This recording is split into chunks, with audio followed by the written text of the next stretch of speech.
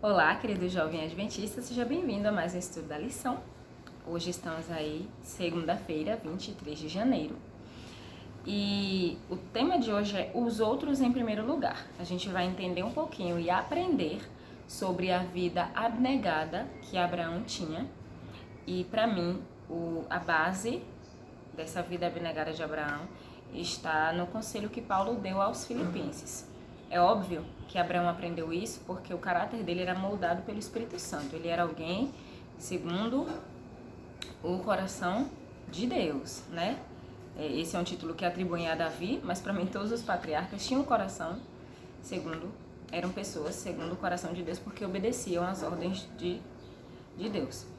E claro que Paulo ainda não tinha escrito a carta aos filipenses no tempo de Abraão, mas o espírito de abnegação que Paulo ensinou aos filipenses é aquilo que havia na vida de Abraão. Então pega a tua Bíblia e vamos até Filipenses, capítulo 2.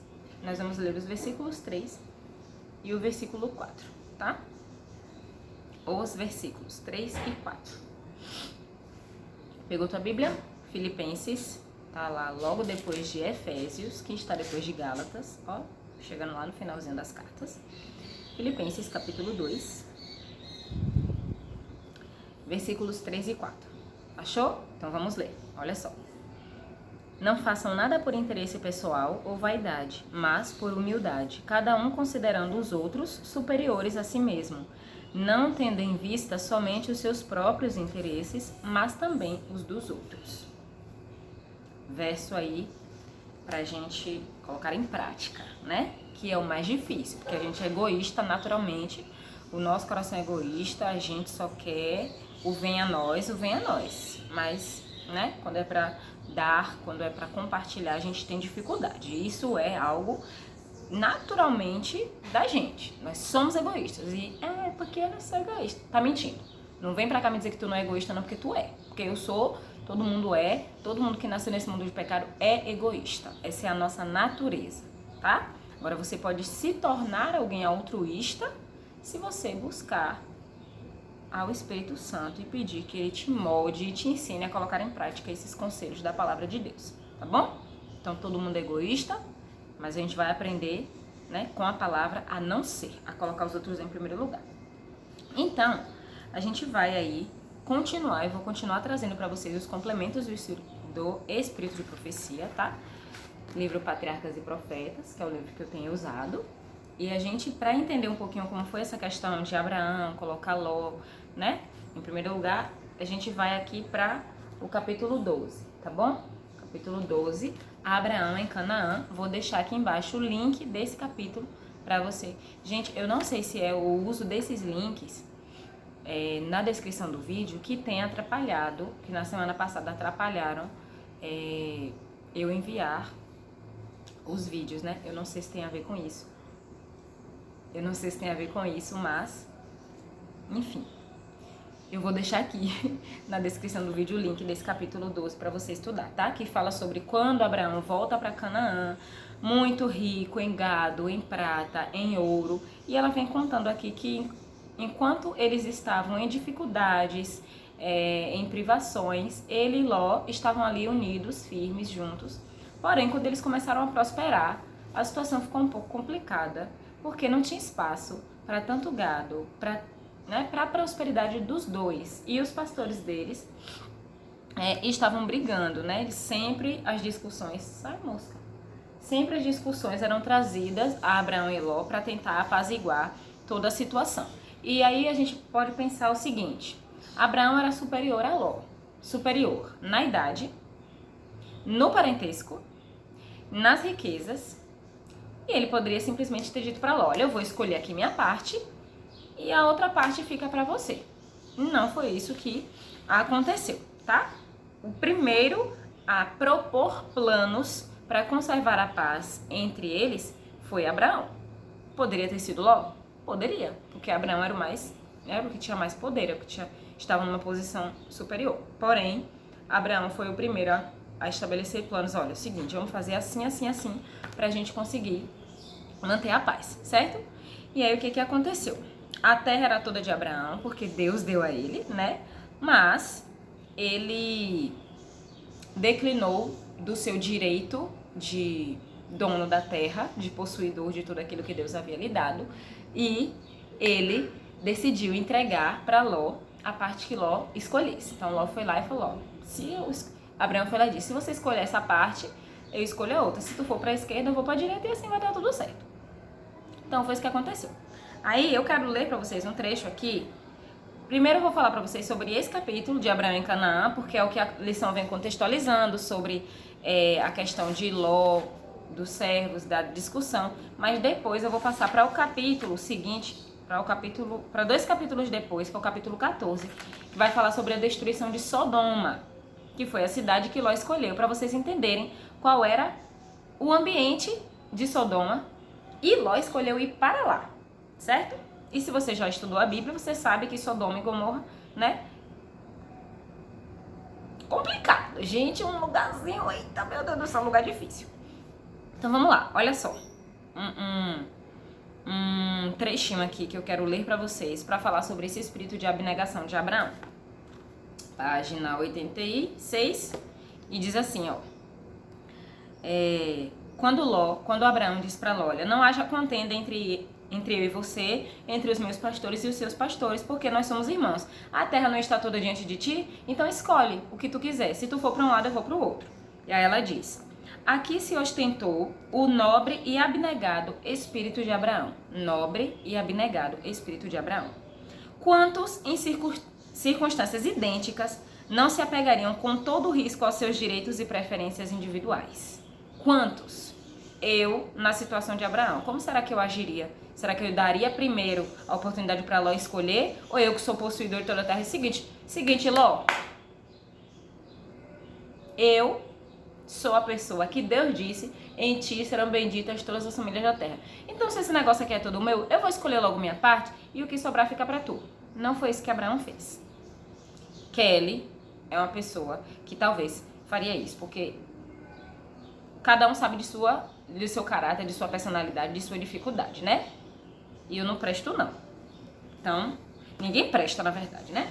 Mas vamos lá, tem gente que não presta mais ainda. Então, vamos voltar aqui, ó. Quantos lares não se tem dessa maneira esfacelado?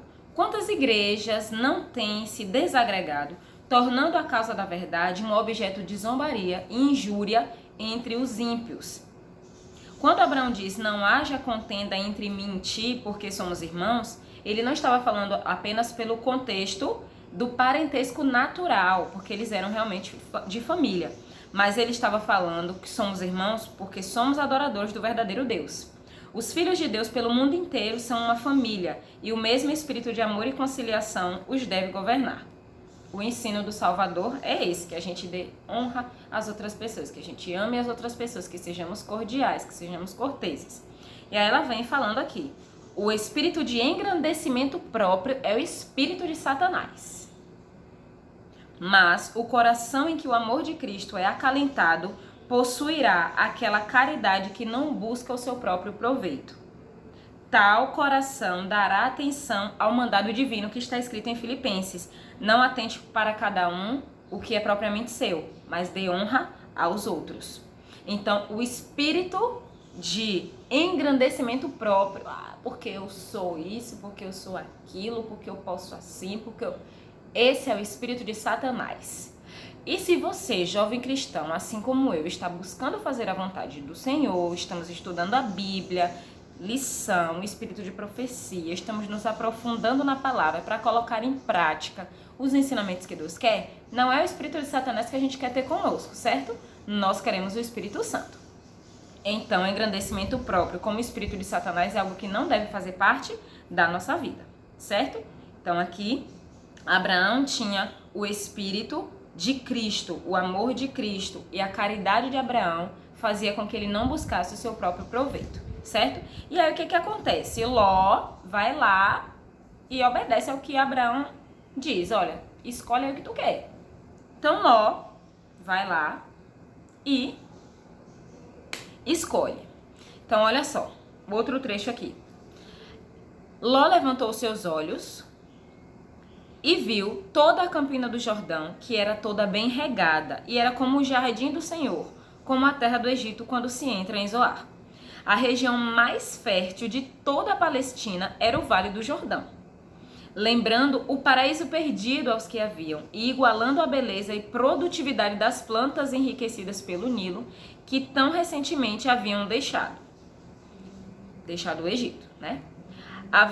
Havia também cidades ricas e belas, convidando ao comércio lucrativo em seus concorridos mercados.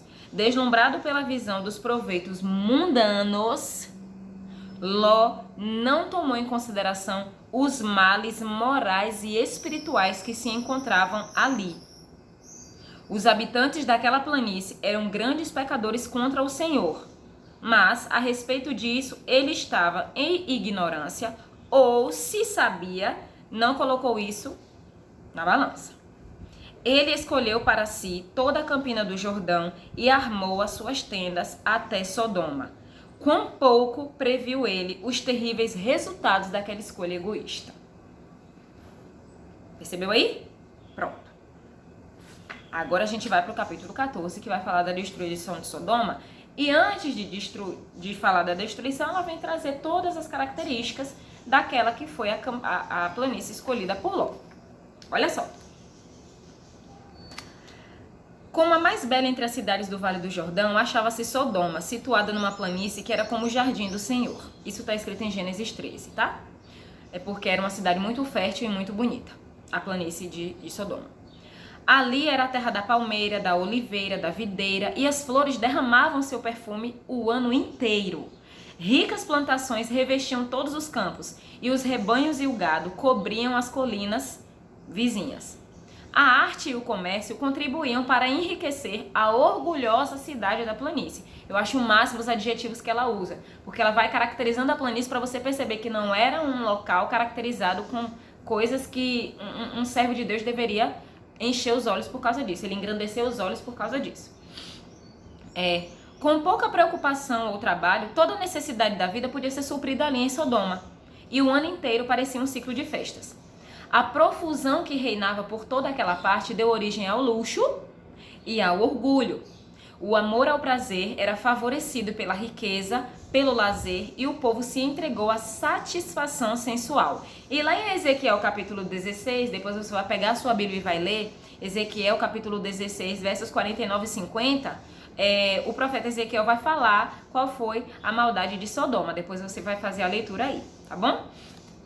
Então olha só. Em Sodoma havia regozijo, orgia, banquetes e bebedice. As mais vis e brutais paixões não eram refreadas, ou seja, o povo não tinha controle sobre seus desejos, sobre suas vontades, era tudo assim, ó, faço o que eu quero, mando a minha vida, entendeu? Do jeito que o povo do mundo vive hoje, do jeito que o povo que não tem o temor de Cristo vive hoje. O povo desafiava abertamente a Deus e a sua lei, e se deleitava, deleitar, gente, é sentir prazer, e se deleitava em ações de violência. As pessoas tinham prazer pela violência.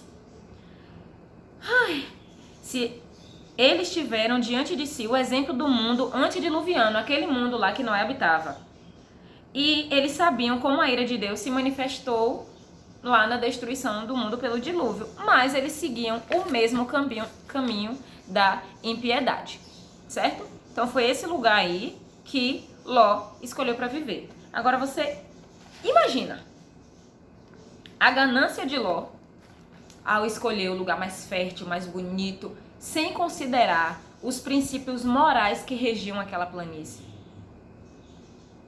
De certo, ele achou, como muitos jovens cristãos hoje, não, mas Deus não vai deixar eu me misturar, não. Eu não vou me misturar, não. Eu sou crente, eu não vou ceder a isso, não. Alguém te chama pra ir numa festa? Não vou, não. Oxe, que nada, menino, não precisa beber, não. Não vou beber, né? Não tem problema, não. Aí vai. Não, só vou beber Guaraná. E aos poucos, né? Muitas às vezes não é nem festa, sabe? Não é nem coisas assim mais pesadas. São apenas as más companhias mesmo. Aquilo que eu comentei na lição de ontem. Acho que foi na lição de ontem. Que no domingo, né? Que fala sobre a família de Abraão, a parentela idólatra, que ele tinha, e Deus manda ele sair dali, porque no meio daquela parentela idólatra, Deus não ia conseguir revelar-se a Abraão. Ele precisava sair da terra dele, da parentela dele, para receber as revelações de Deus, porque a influência negativa daquele povo, né, estava atrapalhando ali os planos de Deus na vida de Abraão. Então Ló, com seu egoísmo, foi levado a uma sequência de circunstâncias que expôs ele e a família dele às influências negativas que ele não pôde combater. Prova disso é que Sodoma e Gomorra foram destruídas.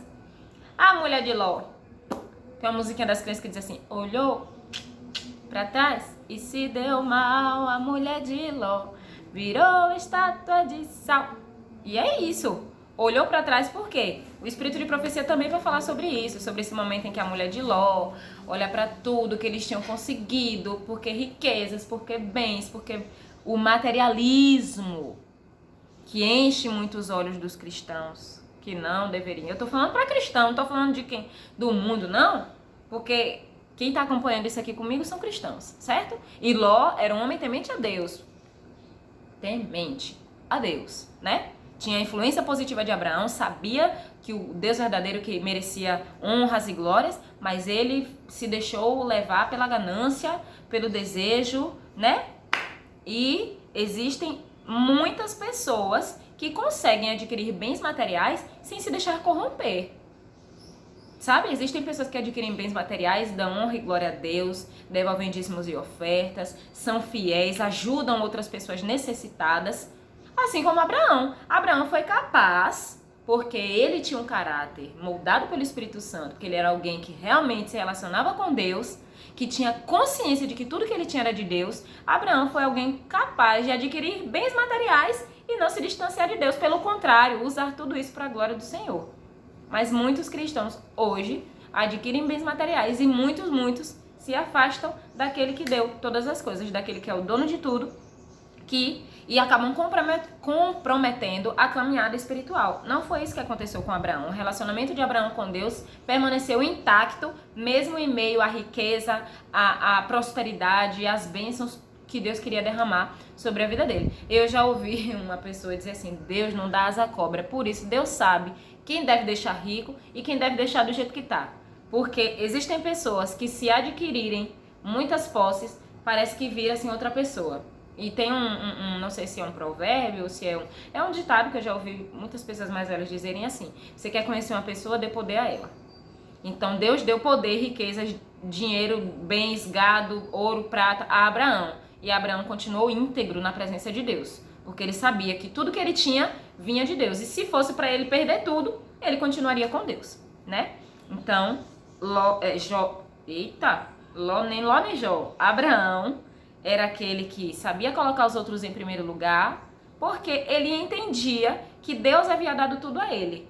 Então ele não tinha que temer se ele ia ficar com menos do que Ló ou não. Deus deu tudo, então tá ótimo, tá maravilhoso. Se é Deus que está provendo, entendeu? E logo depois da separação, o Espírito de Profecia vai falar que logo depois da separação de Abraão e Ló, Deus continuou aí, ó, prometendo a ele muitas riquezas, muitas bênçãos, e deu tudo certo, gente. Então olha só. Lição agora. Por manter-se longe dessa atmosfera de impiedade, essa atmosfera de Sodoma que Ló escolheu para viver, a família de Abraão foi protegida das suas influências degradantes. Depois da separação de Ló e Abraão, Deus disse a Abraão que levantasse os olhos e olhasse em todas as direções, dando a ele a segurança de que tudo aquilo ali seria dele e dos seus descendentes, que eles possuiriam tudo para sempre. E a resposta de Abraão foi o quê?